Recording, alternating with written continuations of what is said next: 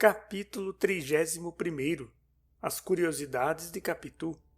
Capitu preferia tudo ao seminário. Em vez de ficar abatida com a ameaça da larga separação, se vingasse a ideia da Europa, mostrou-se satisfeita, e quando eu lhe contei o meu sonho imperial, "Não, Bentinho, deixemos o imperador sossegado", replicou. "Fiquemos por ora com a promessa de José Dias. Quando é que lhe disse que falaria à sua mãe?" "Não marcou dia. Prometeu que ia ver, que falaria logo que pudesse e que me pegasse com Deus." Capitu quis que lhe repetisse as respostas todas do agregado, as alterações do gesto e até a pirueta, que apenas lhe contara. Perdia o som das palavras. Era minuciosa e atenta. A narração e o diálogo, tudo parecia remoer consigo. Também se pode dizer que conferia, rotulava e pregava na memória a minha exposição. Esta imagem é porventura melhor que a outra, mas a ótima delas é nenhuma. Capitu era Capitu, isto é, uma criatura muito particular, mais mulher do que eu era homem. Se ainda o não disse, aí fica. Se disse, fica também. Há conceitos que se devem incutir na alma do leitor, à força de repetição. Era também mais curiosa. As curiosidades de Capitu dão para um capítulo. Eram de vária espécie, explicáveis e inexplicáveis, assim úteis como inúteis, umas graves, outras frívolas. Gostava de saber tudo. No colégio, onde desde os 7 anos aprendera a ler, escrever e contar, francês, doutrina e obras de agulha, não aprendeu, por exemplo, a fazer renda. Por isso mesmo, quis que prima Justina lhe ensinasse. Se não estudou latim com o padre Cabral, foi porque o padre, depois de lhe propor gracejando, acabou dizendo que latim não era língua de meninas. Capitu confessou-me um dia que esta razão acendeu nela o desejo de o saber. Em compensação, quis aprender inglês com o velho professor amigo do pai e parceiro deste ao solo, mas não foi adiante. Tio Cosme ensinou-lhe gamão. "Anda a apanhar um capotinho, Capitu", dizia-lhe ele. Capitu obedecia e jogava com facilidade, com atenção, não sei se diga com amor. Um dia fui achá-la desenhando a lápis um retrato, dava os últimos rasgos e pediu-me que esperasse para ver se estava parecido. Era o de meu pai, copiado da tela que minha mãe tinha na sala e que ainda agora está comigo. Perfeição não era. Ao contrário, os olhos saíram esbugalhados e os cabelos eram pequenos círculos uns sobre os outros. Mas, não tendo ela rudimento algum de arte, e havendo feito aquilo de memória em poucos minutos, achei que era obra de muito merecimento. Descontai-me a idade e a simpatia. Ainda assim estou que aprenderia facilmente pintura, como aprendeu música mais tarde. Já então namorava o piano da nossa casa, velho traste inútil, apenas de estimação. Lia os nossos romances, folheava os nossos livros de gravuras, querendo saber das ruínas, das pessoas, das campanhas, o nome, a história, o lugar. José Dias dava-lhe essas notícias com certo orgulho de erudito. A erudição deste não avultava muito mais que a sua homeopatia de cantagalo. Um dia, Capitu quis saber o que eram as figuras da sala de visitas. O agregado disse-lhe sumariamente, demorando-se um pouco mais em César, com exclamações e latins. "César, Júlio César, grande homem, tu quoque brute." Capitu não achava bonito o perfil de César, mas as ações citadas por José Dias davam-lhe gestos de admiração. Ficou muito tempo com a cara virada para ele. Um homem que podia tudo, que fazia tudo. Um homem que dava a uma senhora uma pérola do valor de 6 milhões de sestércios. E quanto valia cada sestércio? José Dias, não tendo presente o valor do sestércio, respondeu entusiasmado: "É o maior homem da história." A pérola de César acendia os olhos de Capitu. Foi nessa ocasião que ela perguntou à minha mãe por que já não usava as joias do retrato. Referia-se ao que estava na sala, com o de meu pai. Tinha um grande colar, um diadema e brincos. "São joias viúvas, como eu, Capitu." "Quando é que botou estas?" "Foi pelas festas da coroação." "Ah, conte-me as festas da coroação." Sabia já o que os pais lhe haviam dito, mas naturalmente tinha para si que eles pouco mais que conheceriam do que o que se passou nas ruas. Queria a notícia das tribunas da Capela Imperial e dos salões dos bailes. Nascera muito depois daquelas festas célebres, ouvindo falar várias vezes da maioridade, teimou um dia em saber o que fora este acontecimento. Disseram-lhe e achou que o imperador fizera muito bem em querer subir ao trono aos 15 anos.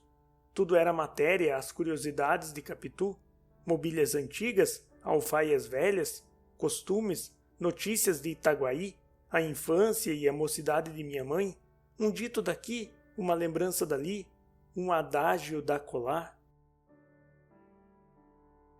Capítulo 32. Olhos de ressaca. Tudo era matéria às curiosidades de Capitu. Caso houve, porém, no qual não sei se aprendeu ou ensinou, ou se fez ambas as coisas, como eu, é o que contarei no outro capítulo. Neste direi somente que, passados alguns dias do ajuste com o agregado, fui ver a minha amiga. Eram 10 horas da manhã.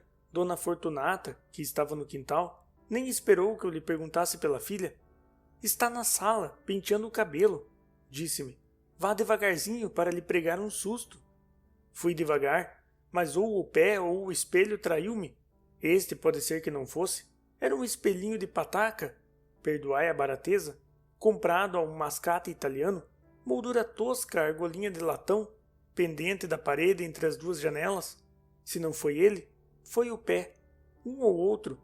A verdade é que apenas entrei na sala, pente, cabelos, toda ela voou pelos ares, e só lhe ouvi esta pergunta: há alguma coisa? Não há nada, respondi. Vim ver você antes que o padre Cabral chegue para a lição.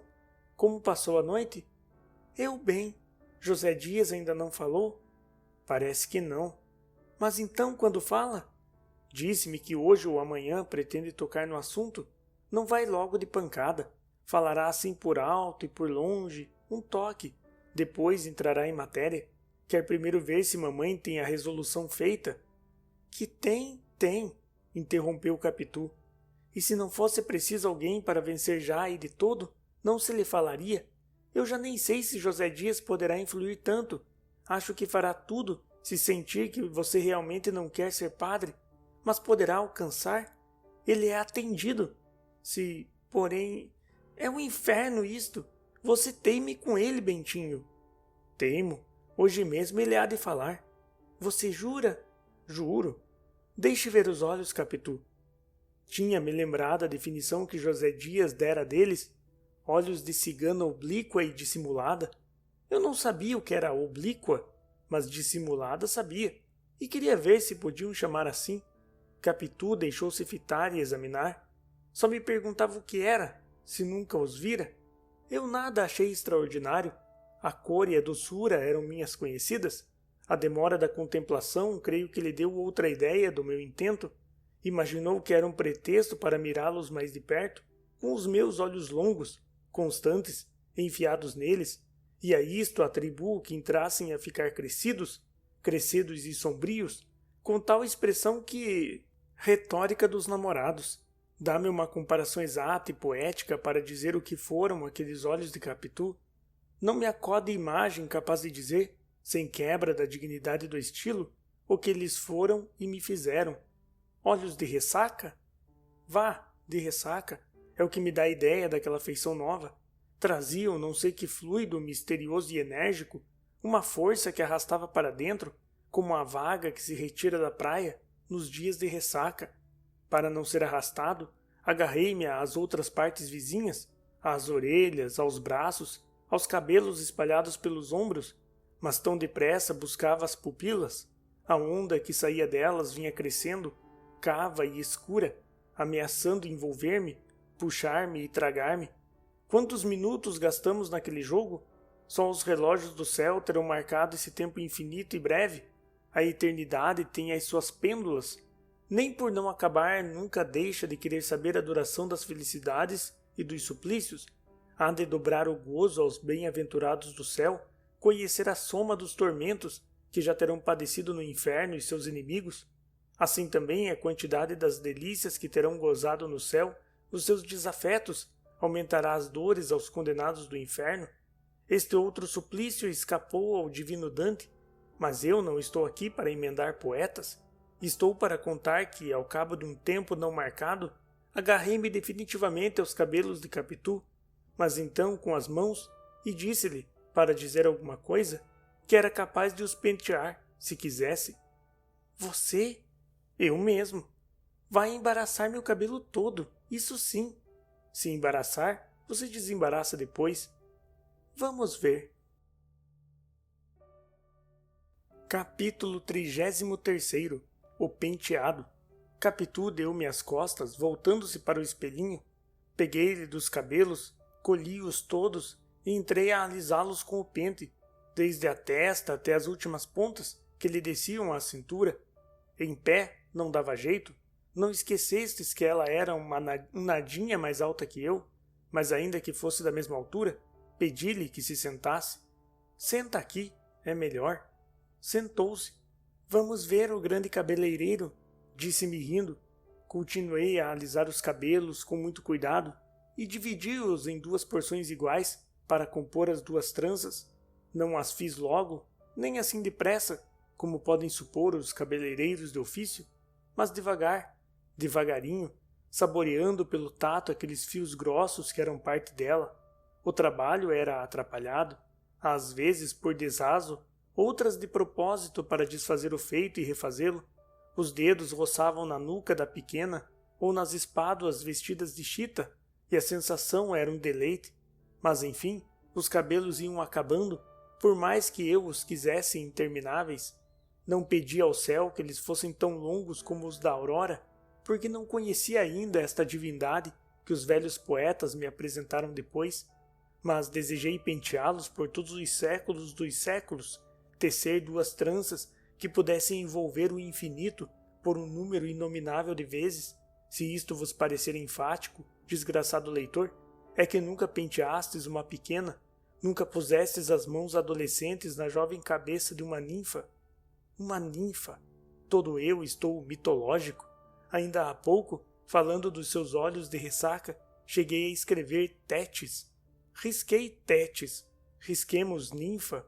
Digamos somente uma criatura amada, palavra que envolve todas as potências cristãs e pagãs. Enfim, acabei as 2 tranças. Onde estava a fita para atar-lhe as pontas? Em cima da mesa, um triste pedaço de fita enxovalhada. Juntei as pontas das tranças, uni-as por um laço, retoquei a obra alargando aqui e achatando ali, até que exclamei: pronto! Estará bom? Veja no espelho. Em vez de ir ao espelho, que pensais que fez Capitu? Não vos esqueçais que estava sentada, de costas para mim. Capitu derriou a cabeça, a tal ponto que me foi preciso acudir com as mãos a ampará-la. O espaldar da cadeira era baixo. Inclinei-me depois sobre ela, rosto a rosto, mas trocados, os olhos de uma na linha da boca do outro. Pedi-lhe que levantasse a cabeça, podia ficar tonta, machucar o pescoço. Cheguei a dizer-lhe que estava feia, mas nem esta razão a moveu. Levanta, Capitu. Não quis, não levantou a cabeça, e ficamos assim a olhar um para o outro, até que ela abrochou os lábios, eu desci os meus e... Grande foi a sensação do beijo. Capitu ergueu-se rápida, eu recuei até a parede, com uma espécie de vertigem, sem fala, os olhos escuros. Quando eles me clarearam, vi que Capitu tinha os seus no chão. Não me atrevi a dizer nada, ainda que quisesse, faltava-me língua. Preso, atordoado, não achava gesto nem ímpeto que me descolasse da parede e me atirasse a ela com 1000 palavras cálidas e mimosas. Não mofes dos meus 15 anos, leitor precoce. Com 17, degrier, e mais era degrier. Não pensava ainda na diferença dos sexos.